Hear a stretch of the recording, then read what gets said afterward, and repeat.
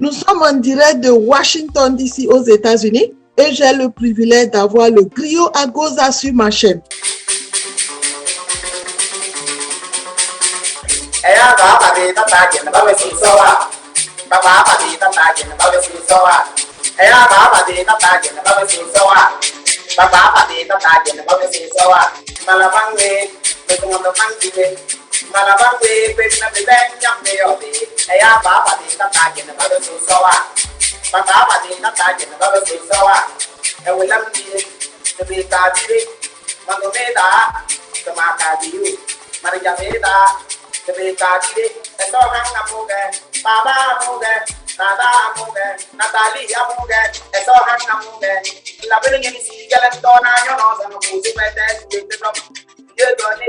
Le rayon de Dieu n'a pas de gomme.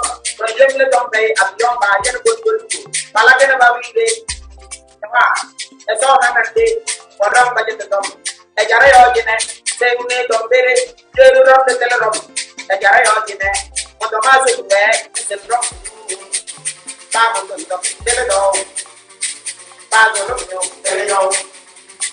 Pas notre tom. Télédon. Et j'arrive au Guinée. Et j'arrive au Guinée.